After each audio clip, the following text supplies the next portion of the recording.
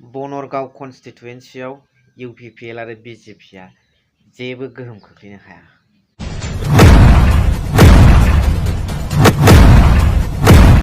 बिथांमोननिया दिनैसिमबो सावरायनो थाखाय खुनु स्थायी मोनसे अफिस गैया।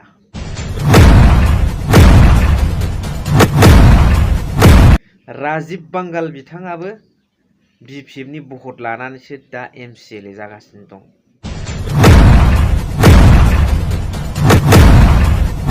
बे गासै खोथाखौ बुंदों बनरगाव कन्स्टिटुएन्सिनि बर्तमानाव बिपिएफनिफ्राय गार्जेन हिसाबै सालायबाय थानाय बिथां जुबिराज बसुमतारिया।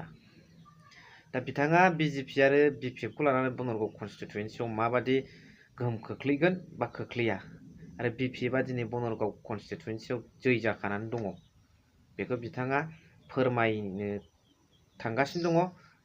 बेनि भिडिअखौ नोंथांमोना जोबजासिम अननानै नायलांबानो जाबाय। गिबियाव नोंथांमोननि चेनेलखौ आङो थेंक इउ होबाय। दिनै आङो नभेम्बर 1 तारिखनिफ्राय जोंहा मोनसे बुथ कमिटि दानाय मेल जादों आरो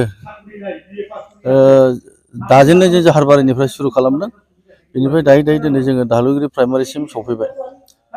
दा बे बेलासिम आङो बेखौनो बुंनो लुगैयो मोनफ्रोमबो प्राइमारियाव दलै नोगोरै जोंनि बिपिएफ दोलोखौ मोजां मोनग्रा रायजो राजाफ्रा महिलाफोरनिफ्रायनो बुं बा हौवाफोरनिफ्राय बुं गासिबो युथ गासिबो सेंग्रा सिख्ला दलै नोगोरै ओंखारनानै जोंनि मेलाव नुजाफैदों आरो जोंनि बे बुथ कमिटि दानाय मेलखौ जाफुंसार खालामफैदों।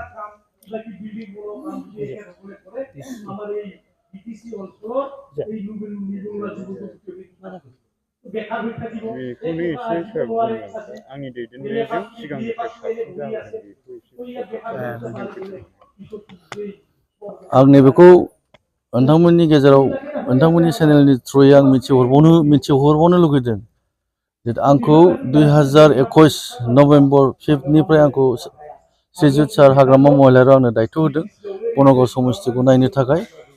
बे दिननिफ्राय आं नायबोयै दिनैसिम जोबोद शक्तिशालि एबा जोबोद मोजां सापर्ट जोंनि बिपिएफ दोलोखौ हाग्रामा सार दैदेननाय दोलोखौ रायजो राजाफ्रा गोख्रों सापर्ट होबोगासिनो दङ आरो आं दिनै नुनायाव आवगायनि थांनाय 2015 बा बिनि जाबादि सापर्ट मोन्दोंमोन बेनिफ्राय जोंनि बिपिएफ दोलोआ दिनै 2020नि उनावहाय 21नि उनाव जाबादि साबसिन आंनि मोनदांनायाव अनेक साबसिन बा अनेक मोजांसिन आरो आंनि मोननायाव दा।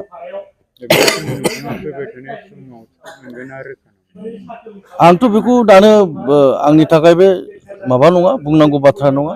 आं खामानि मावलांनो फैदों, खामानि मावनो आंनो दायथ' होदों, सारा आंनो दायथ' होदों। गतिके आं बिपिएफ दोलो जानानै आङो स्ट्रंलि खामानि मावलांगोन आरो बिनि उनाव टिकेट मोननाया 2025आवसो जोंहा जोंनि सारमोना बा जोंनि हाग्रामा सारा बेखौ गाव डिसिसन लागोन। खिन्थु आं खामानि मावलांगोन, आं मोजां खामानि मावलांगोन बिपिएफ दोलो जानानै आरो जोबोद रायजो राजाखौ लानानै जोंनि जत्थ' जनजाथि दं जोंनि बनरगाव समस्तियाव आङो साफ्रोमजोंबो आखाइ हमै हमै गोदाना हमै आं खामानिखौ मावलांगोन बिपिएफ दोलो जानानै। दिनैनि समाव हाग्राबिफाननि रन्जित बसुमतारिया प्रमान मोनसेयावबो बिपिएफ दोलोआ सिखाव हाग्रामा महिलारि खांखा बरगयारि बिथांमोनहा दंफां सिखाव होननानै बानस'बाय थादों। आङो बिराद बेनि माबाखौ बिराद माने लाजिनोसो ओंखारो आङो बुंफिननो बा रिप्लाय होनो। माने सासे नेता बिथाङा मोनसे जोंनि बर'निनो मोनसे आफादनिफ्राय फैनानै बिथाङा सासे बै आफादावबो बे नेतामोन। बे बिथाङा दिनै फैनानै मोजाङै फैबाय 2020आव बिथांमोना एग्रिमेन्ट खालामफैबाय सुक्ति जानानै फैबाय बयबो मोनसे फ्रि जाफैबाय। दा जानायाव बिथाङा दिनै नेता जाफैबाय मोनसे दोलोनि जेनेबा इउपिपिएल दोलोनि नेता जाफैनाय बिथाङा दिनै इएम जाफैलायबाय। बेबायदि नेताफोरनि खुगानिफ्राय मोनसे डिसिप्लिन गैयै मोनसे अनेस्ट नङै बाथ्राफोर बुङोब्ला जोबोद लासिं सिं जायो आरो बेफोरबादिया जोंनि बर'नि गेजेरावबाबो जोंनि बर'नि लिडारफ्रा बेफोरबायदि बाथ्राखौ मालाबाबो बुंनो नाङा।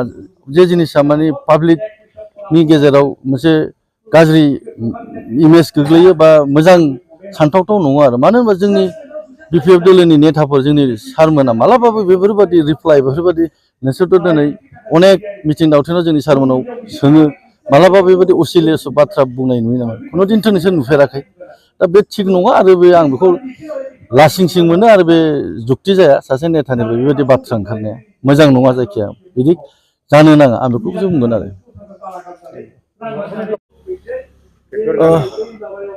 आंथ' होनखागासिनो दङ बाहाय बिपिएफनि अनगायै खुनु दोलोआ फेक्टर नङा इउपिपिएलनि थासारिखौ आङो मा बुंनो जेनेबा बिथांमोनाथ' सरखार जानानै दिनैसिम जोंनि बनगाव ब्लकआवहाय मोनसे स्थायी अफिसानो गैया बिसोरा बे थानो थाखाय रायलायनो थाखाय बहा दङ आङो माने नुवाखै आरो बिसोर जे मोनसे बहाबा थानो थाखाय स्थायी रायलायनो थाखाय मोजां अफिस जायगाखौ नुवाखै आं खुनु फेक्टर नङा जोंनि बनगाव समस्थियाव आं बेखौ खाथां बुंगोन आरो एकदम जेबो खहा जाया बिथाङा बिपिएफनि दोलोनिफ्राय देरहानानै बिजेपि दोलोआव थांबाय दा बे बिथांनो भटखौ बिजेपिआ होखायाखै गोदो बिपिएफआ आरो बिपिएफनि रायजो राजायासो होखादों बिथाङा बाहायसो देरहादों दिनै बिजेपिआव थांनानै बिजेपिनि रायजो राजाया साबसिन मोनगोन बे समासो खोन्थागोन सम फैबाय थानासो खोन्थागोन जोबनायाव नोंथांमोना कमेन्ट्स हरनो दाबाव आं नोंथांमोननि कमेन्ट्सखौ पिकआप खालामजोबखायो गासिखौबो नायनानै आं नलेजखौ बासि लायो